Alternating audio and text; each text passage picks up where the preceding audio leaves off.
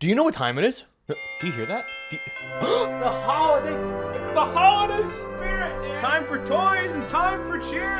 Time for toys and time for cheer! Hey guys, what's up? What's up, gamers? What's going on? Did Dying Light 2, did they fix the parkour? Did they fix it, Danny? Let's go ahead and find out. Now, one of the biggest criticisms aside from the health bars and HUDs was the parkour. There were times where the gameplay looked very, very floaty, especially when you go back and look at early 2021 footage. In my review for Dying Light 2, on my specific build that we were playing, that was one of my big issues. It felt slow and sluggish at some areas. It's very apparent when you go and get your hands on the game for the first time. And overall, it's been a real hot topic for a long time. Now with Dying Light 2 going gold, more promotional material coming out for the game, there's a lot more to say. And with the release of the newest Dying to Know episode, we got a glimpse of a new 15 minutes of gameplay. Also want to throw this one out there.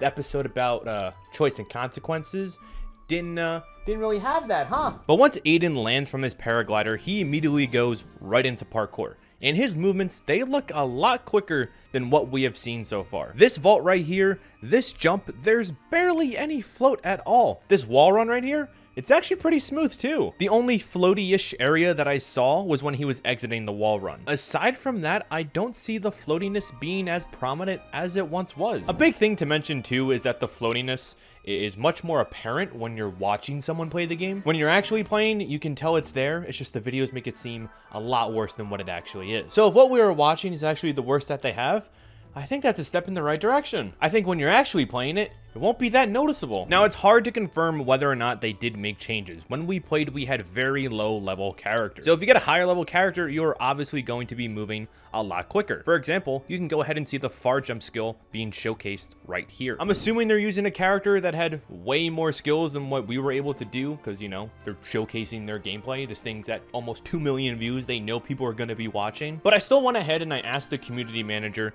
how old the build was that was being showcased. For the press event, was it after? Had the game gone gold already? And unfortunately, he didn't know. I think knowing when the build was, that would have given us a deeper insight onto the development process behind the game. Another major thing to mention too, thank you Doge for this, the community manager also said that gravity is something that's being tweaked all the time to find the perfect ground between gameplay and accessibility. Which first off, accessibility, let's fucking go, Danny. Big focus on accessibility. I'm loving the look of it, Techland. Big accessibility guy. Gravity is a major component that they are indeed aware of. They know about the floaty parkour. The community manager has talked about it countless times. When Aussie was at the preview event, he went up to the lead game designer and talked to him about it. So they are very much aware about it. In my experience, like I said, you kind of get used to it. And if you just like max out your field of view, like every PC player is supposed to do, it does become less noticeable. Granted, that's not an excuse. It's something I experience. If there are problems with a particular mechanic,